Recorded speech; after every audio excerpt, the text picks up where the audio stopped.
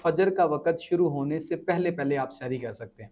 जैसे फजर का वक़्त शुरू हो गया, उसके बाद अगर कोई बंदा खाए पिएगा तो उसका रोज़ा नहीं होगा। जो सहरी है, वो ना की जाए, तो क्या रोज़ा रखा जा सकता है? जिसको हम आम अल्फ़ाज़ के अंदर 8 पैरा रोज़ा भी कहते हैं पंजाब के हाँ, अंदर। याद रखें कि रोज़ा जिन बातों से टूटता है बेसिकली वो एक असूल है, वो ये कि रोज़ा खाने-पीने और हम बिस्तरी करने से टूटता है कि जब कि रोज़ा होना याद हो। आपने फरमाया कि जिसने भूल कर खाया या पिया, उसे चाहिए कि अपना रोज़ा पूरा करे क्योंकि उसे अल्लाह ने खिलाया है, अल्लाह ने उसे पिलाया है। अगर मनफस से कोई चीज़ जिस्म में दाखिल हो तब रोज़ा टूटता है। मनफस क्या है? मनफस मुँह है, नाक है, आँख है, शर्मगाह। ये चीज़ें हैं, अगर यहाँ से कोई चीज़ जिस्म में दाखिल होगी तब रोज़ा टूटेगा। इंजेक्शन लगाता है, ड्रिप लगाता है तो मनफस से चीज़ दाखिल नहीं हुई तो रोज़ा नहीं टूटेगा। इस तरह ब्लड डोनेट कर रहा है तो उससे रोज़ा नहीं टूटेगा। अस्सलामु अलैकुम नाज़रीन, मैं हूँ मीर हमज़ा अब्बास और आप देख रहे हैं अल किताब।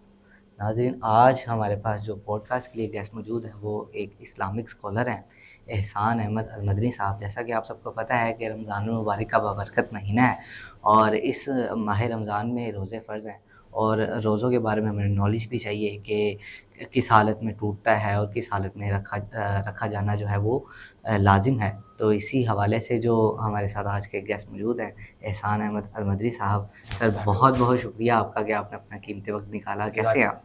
अल्हम्दुलिल्लाह, आप सुनाइए? कैसे हैं आप? ठीक अल्हम्दुलिल्लाह। है। एहसान अहमद मदनी साहब, मेरा आज के पॉडकास्ट का जो पहला सवाल है वो ये है कि सहरी का वक़्त कब तक है? और कब तक रखा जा सकता है रोज़ा? और कब नहीं रखा जा सकता? इसके साथ-साथ कि अगर कोई शख़्स सहरी नहीं करता, तो सहरी किए बगैर क्या रोज़ा रखा जा सकता है? अच्छा, बड़ा ज़बरदस्त सवाल है कि सहरी का वक़्त कब तक है? जी। यानी कब तक सहरी कर सकते हैं और इसके बाद अगर आप खाएँ-पिएँगे तो रोज़ा नहीं होगा, इस लिहाज़ से ये इंतहाई अहम क्वेश्चन है। देखिए कुरान पाक की आयत मुक़द्दसा है, कुलू वशरबू हत्ता यतबय्यना लकुमुल खैतुल अबयदु मिनल खैतिल अस्वदी मिनल फ़ज्र। इसमें इरशाद फरमाया खाओ पियो यहाँ तक कि ज़ाहिर हो जाए सफ़ेद डोरा स्याह डोरे से। अब यहाँ पे सफ़ेद डोरा जो है इससे मुराद सुबह सादिक है और स्याह डोरे से मुराद रात है। यानी जैसे रात ख़त्म होगी और सफ़ेद डोरा इसको इससे मुराद सुबह सादिक है। जैसे सुबह सादिक हो जाएगी वैसे जो है आपकी सहरी का वक़्त ख़त्म हो जाएगा और सुबह सादिक जब होती है तभी फ़जर का वक़्त शुरू होता है। यानी इन शॉर्ट आसान लफ्ज़ों के अंदर हम इसको देखें तो फ़जर का वक़्त शुरू होने से पहले-पहले आप सहरी कर सकते हैं।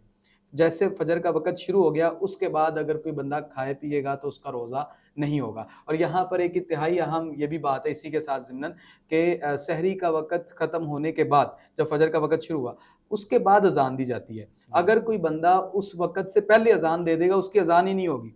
तो इसलिए अज़ान देते ही तब हैं कि जब सहरी का वक़्त ख़त्म हो जाए और फ़जर का वक़्त शुरू हो जाए। अगर कोई पहले अज़ान दे देगा, अज़ान नहीं होगी और अगर कोई बंदा बाद में खा लेगा, यानी अज़ान के वक़्त में जबकि फ़जर का वक़्त शुरू हो गया, तब खा लेगा तो उसका रोज़ा ही नहीं होगा। यानी इससे पता चला अज़ान का ताल्लुक रोज़ा बंद करने के साथ नहीं है। जी। अज़ान का ताल्लुक वक़्त के साथ है। वो वक़्त यही है कि जैसे सुबह सादिक हो गई, सहरी का वक़्त आपका ख़त्म हो गया, अब फ़जर का वक़्त शुरू हो गया। हमारे यहाँ पंजाब के अंदर ये एक बात मशहूर है कि लोग कहते हैं कि जब तक अज़ान हो रही है तब तक खाते-पीते रहो। बल्कि यहाँ तक बाज़ औक़ात सुनने में आता है कि ऐसे-ऐसे चुटकुले के बंदे को सुन के भी हँसी आती है कि बंदा कहता है कि नहीं अपनी मस्जिद की अज़ान हो गई है, अभी वो फलाँ मस्जिद की अज़ान हो रही है, अभी तक खाएँ। हाँ। बाज़ औक़ात ये कहते हैं दूसरी मस्जिद की हो गई है, अभी अपनी मस्जिद की नहीं हुई, खाते-पीते रहें। तो याद रखें कि अगर कोई अज़ान के दौरान खाएगा तो उसका रोज़ा ही नहीं होगा नहीं होगा, क्योंकि अज़ान का ताल्लुक सहरी के साथ नहीं है, अज़ान का ताल्लुक नमाज़ के साथ है नमाज़ के साथ है। और अज़ान होती है नमाज़ फ़जर के लिए, जी। रोज़ा बंद करने के लिए नहीं। यानी जैसे ऐलान हो जाए कि भई सहरी का वक़्त ख़त्म हो गया है, तो वैसे आप रोज़ा बंद कर दें। इसका बेहतरीन हल यही है कि अपने पास आप कैलेंडर रख लें, उसके ऊपर लिखा होता है टाइम, उसके हिसाब से आप रोज़े को मैनेज करें। ज़बरदस्त। जैसा कि मेरा दूसरा सवाल था वो ये था कि जो सहरी है वो ना की जाए, तो क्या रोज़ा रखा जा सकता है? जिसको हम आम अल्फ़ाज़ के अंदर 8 पैरा रोज़ा भी कहते हैं पंजाब के हाँ। अंदर, तो वो रोज़ा रखना जायज़ है? सहरी करना सुन्नत है और सहरी में बरकत रखी गई है, सहरी करनी चाहिए। लेकिन अगर कोई बंदा सहरी नहीं करता, तब भी उस पर रोज़ा रखना फ़र्ज़ है। यानी अगर ये कोई उज़र नहीं है, कोई बंदा कहे सुबह उठा नहीं गया मेरे से, मैंने सहरी नहीं की, तो मैं अब रोज़ा नहीं रखूँगा, ऐसा नहीं, रोज़ा रखना फ़र्ज़ है। अगर वो सुबह नहीं उठा गया, वो सहरी उसने नहीं की, तब भी उसके लिए रोज़ा रखना फ़र्ज़ है। हाँ, लेकिन अलबत्ता चूँकि सुन्नत है, तो सुन्नत पर अमल करना चाहिए। एक बुज़ुर्ग है शरफ़ुद्दीन रहमतुल्लाहि तआला अलैह, आप फरमाते हैं कि मैं इस बात के ऊपर कादिर हूँ कि मैं खाए पिए बगैर ही रोज़े रखूँ। लेकिन मैं ऐसा नहीं करता हूँ, क्योंकि ये सुन्नत नहीं है। सुन्नत ये है कि सहरी करके रोज़ा रखना। तो सुन्नत में ही अज़मत है और फरमाते हैं कि मेरे नज़दीक सुन्नत पर अमल करना ये 1000 साल की इबादत से बेहतर है, इसलिए मैं सुन्नत पर अमल करता हूँ। ज़बरदस्त, माशाल्लाह। अच्छा ये बताइएगा कि जो रोज़ा है वो कब टूटता है? किस हालत में टूटता है? हाँ, रोज़ा याद रखें कि रोज़ा जिन बातों से टूटता है बेसिकली वो एक असूल है, वो ये कि रोज़ा खाने-पीने और हम बिस्तरी करने से टूटता है कि जब कि रोज़ा होना याद हो। अगर उसको रोज़ा होना याद है और इस हालत में वो अगर खाएगा, पिएगा जानबूझ के तो उसका रोज़ा टूट तो जाएगा। अगर उसका रोज़ा भूल गया कि मेरा रोज़ा है और उसने खा हाँ, पी लिया? अगर भूल के खाया पिएगा फिर रोज़ा नहीं टूटेगा। एक हदीस मुबारक है, इससे अबू हुरैरा रज़ियल्लाहु तआला अन्हु से मरवी है, नबी करीम सल्लल्लाहु अलैहि वसल्लम ने इरशाद, मुस्लिम शरीफ की हदीस है। आपने फरमाया कि जिसने भूल कर खाया या पिया, उसे चाहिए कि अपना रोज़ा पूरा करे क्योंकि उसे अल्लाह ने खिलाया है, अल्लाह ने उसे पिलाया है। अच्छा, तो अगर कोई भूल कर रोज़ा तोड़ रहा है, टूटा नहीं उसका, उसने खा लिया भूल में, तो अगर उसको किसी दूसरे शख्स ने देख लिया, तो क्या उसी टाइम उसको याद करवा दे कि तुम्हारा रोज़ा है? हाँ, ये भी इंतहाई अहम सवाल है कि अगर किसी को देखा कि उसका रोज़ा है और वो कुछ खा पी रहा है भूल के, तो उसको याद कराना है या नहीं याद कराना? तो याद रखें कि इसमें उलमा ने बयान किया है कि उसको याद दिलाना वाजिब है। लेकिन अगर जो है ना वो बूढ़ा शख्स है, हुँ, बाज़ मशाइख कहते हैं अगर वो बूढ़ा शख्स है तो उसको याद ना कराए, जवान है तो उसको याद करा दे। लेकिन इसमें असल बात ये है कुव्वत व ज़ौफ़ का एतबार है। मतलब अगर कोई ताकतवर है, कवि है, वो खाए पिए बगैर रोज़ा मुकम्मल कर सकता है, तो उसको आप याद करा दें, ज़रूरी है। लेकिन अगर एक बंदा ऐसा है बिल्कुल कमज़ोर है, हुँ। उसको जो है वो खाए पिए बगैर उस तरह से रोज़ा मुकम्मल नहीं कर सकेगा, इबादत सही तरह परफ़ॉर्म नहीं कर सकेगा, तो इस सूरत में उसको बेहतर है कि उसको याद ना कराएँ ताकि वो जो है अपना रोज़ा आसानी से मुकम्मल करे। ज़बरदस्त। अच्छा एक जो है वो ये भी आता है अक्सर कि हम सहरी करते हैं और दाँतों के अंदर अक्सर कोई ज़रात रह जाते हैं। तो सहरी के वक़्त के बाद जब हुँ, रोज़े का वक़्त ख़त्म हो गया, उसके बाद अगर वो पेट में चले जाएँ या वो खा लिए जाएँ या वो हुँ। थूक दी जाएँ, तो उसके बारे हाँ, में क्या? सहरी करते हुए अगर दाँत में कोई चीज़ रह गई, तो अगर तो वो चने के बराबर है या उससे बड़ी है, तो अगर उसको निगल लिया जानबूझ के तो रोज़ा टूट जाएगा। लेकिन अगर वो ओके। चने से कम है, तो वो जो है चने के वो दाने से अगर हाँ, छोटा क है? छोटा है वो अगर चला गया हलक में, तो उससे रोज़ा नहीं टूटेगा। अब ये उस वक़्त है कि जब सहरी का आपका रह गया कोई चीज़। अच्छा अगर इसको मेडिकल पॉइंट ऑफ व्यू से देखा जाए, जो आई ड्रॉप होते हैं या हुँ। कानों में, नाक में डालने के लिए जो ड्रॉप्स होते हैं, तो रोज़े की हालत में वो यूज़ कर सकते हैं? हाँ। आई ड्रॉप्स तो नहीं डाल सकते, आँखों के अंदर ड्रॉप्स अगर डालेंगे तो रोज़ा टूट जाएगा। हाँ, अलबत्ता आँखों में सुरमा डालने की इजाज़त है, वो क्योंकि सुन्नत है, तो सुरमा डाल सकते हैं लेकिन आई ड्रॉप्स नहीं डाल सकते, कोई दवाई वगैरह नहीं डाल सकते। ये है आँखों की बात। जहाँ तक रही कानों की बात, तो कानों के अंदर कोई दवाई वगैरह या तेल वगैरह कुछ भी डाल सकते हैं जबकि कानों का पर्दा सलामत हो। अगर कान का पर्दा नहीं फटा हुआ, तो कान में डालने से रोज़ा नहीं टूटेगा।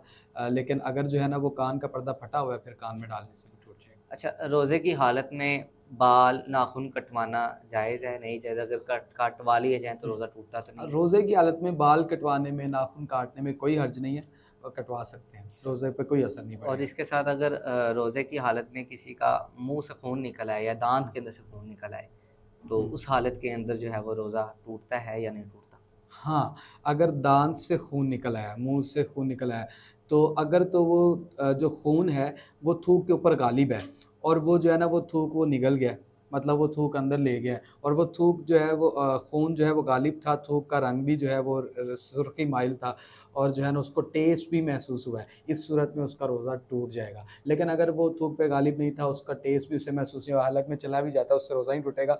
लेकिन अगर वो थूकता रहता तो बिल-इत्फ़ाक़ थूकने से तो रोज़ा नहीं टूटेगा। अगर मुँह से ब्लड निकला है, थूकता रहा तो फिर नहीं टूटेगा। अगर हम वज़ू कर रहे हैं और हुँ। वज़ू की हालत में अगर हमने कुल्ली की है, तो अगर हल्का-सा भी पानी हलक के अंदर चला गया, कुल्ली का पानी, तो उससे भी रोज़ा टूटने हाँ, के अगर ख़दशात हैं? जानते हुए जो है वो उसको रोज़ा याद है, जानबूझ के उसने किया, हलक में उतर गया, तब तो रोज़ा टूट जाएगा। लेकिन बाज़ औक़ात होता है कि आपने कुल्ली की, अब कुछ तरी मुँह के अंदर बाकी रह गई। हुँ। अब जो तरी बाकी रह गई है, अगर वो थोड़ी-सी आपको महसूस होती है, उससे रोज़ा नहीं टूटेगा। ये बताइएगा कि जो अगर कोई शख़्स है, उसने सिर्फ़ इरादा किया कि मैंने रोज़ा अपना तोड़ देना है। हुँ, उसने ना तो खाया पिया, ना ही कोई ऐसा अमल किया कि जिससे रोज़ा टूटे। उसने सिर्फ़ हुँ। नियत की है कि मैं रोज़ा तोड़ दूँगा।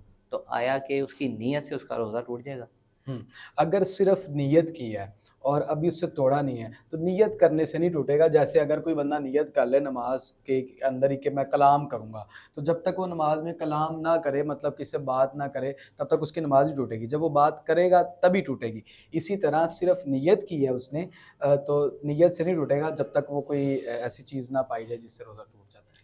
अच्छा, रोज़ा अफ्तार करने की हमें फ़ज़ीलत भी बता दें, और अफ्तार करवाने की जो फ़ज़ीलतें हैं, वो भी हमें ज़रा दरियाफ़्त कर देंगे क्या-क्या?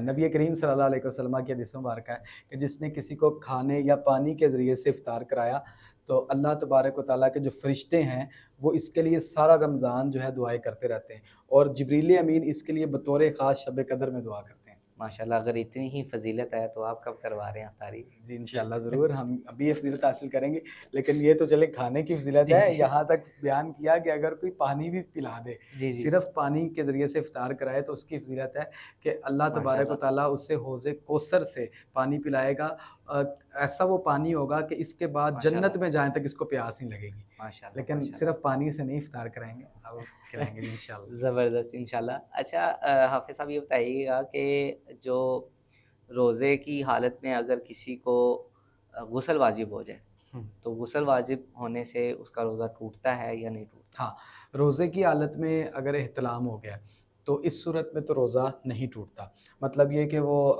गुस्ल करेगा और अपने रोज़े को उसी तरह जारी रखेगा। लेकिन अलबत्ता यहाँ पर ये बात याद रखें कि जब गुस्ल फ़र्ज़ हो गया, इसमें एक हमारे यहाँ कन्फ्यूज़न पाई जाती है। लोग समझते हैं कि रोज़े की हालत में अगर गुस्ल फ़र्ज़ हो गया तो नाक में पानी नहीं चढ़ाएँगे। हुँ, हालाँकि बिल्कुल गलत मसला है।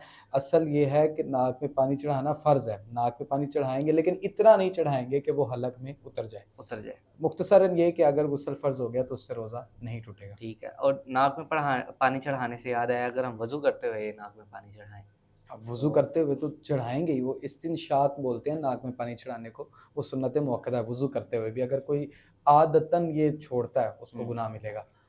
अच्छा, बेगुसल रोज़ा भी बता दें कि अगर किसी पे हुँ। गुस्ल जो है वो फ़र्ज़ हो गया और उसने सहरी करनी है, तो आया कि वो पहले गुस्ल करे फिर सहरी करे, या सहरी करके गुस्ल कर सकता है?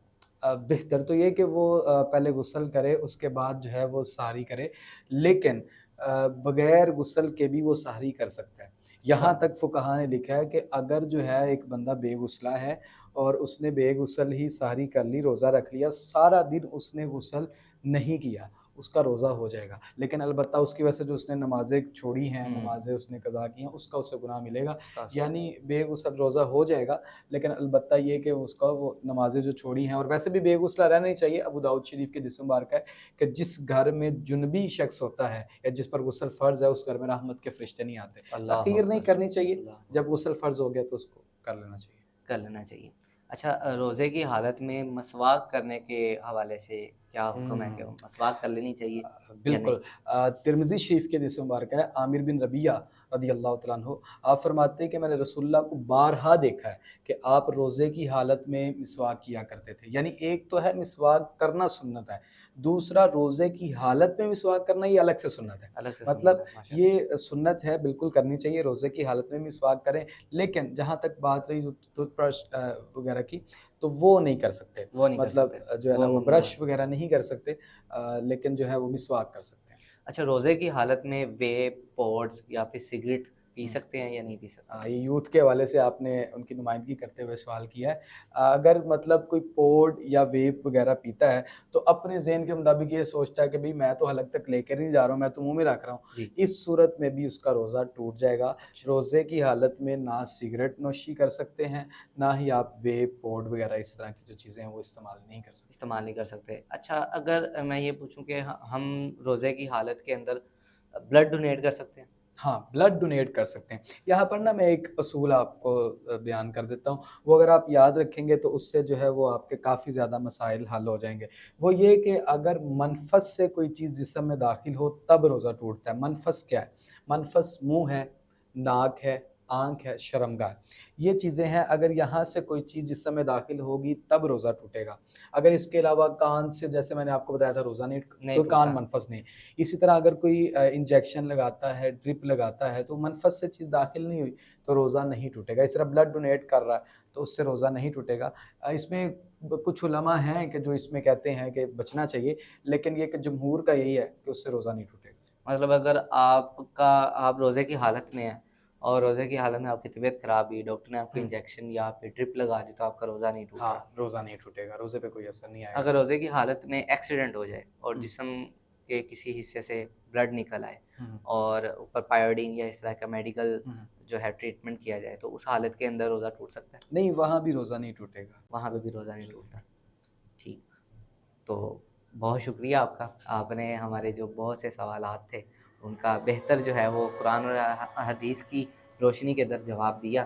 तो अल्लाह आपको इसका अजर दे। बहुत शुक्रिया। तो आप भी कमेंट सेक्शन के अंदर लाज़मी बताइएगा कि आपको कैसा लगा हमारा ये पॉडकास्ट, और नेक्स्ट अगर आपके ज़हन के अंदर कोई टॉपिक है तो आप टॉपिक भी हमारे साथ शेयर कर सकते हैं, ताकि उस टॉपिक के ऊपर भी हम रिसर्च करके डिफरेंट पॉडकास्ट जो है वो उसके एपिसोड लॉन्च कर सकें। अपना और अपने प्यारों का रखिएगा बहुत ज़्यादा ख़्याल। अल्लाह निगहबान। और अगर हमारे चैनल का कंटेंट आपको पसंद आए तो सब्सक्राइब करना ना भूलिएगा।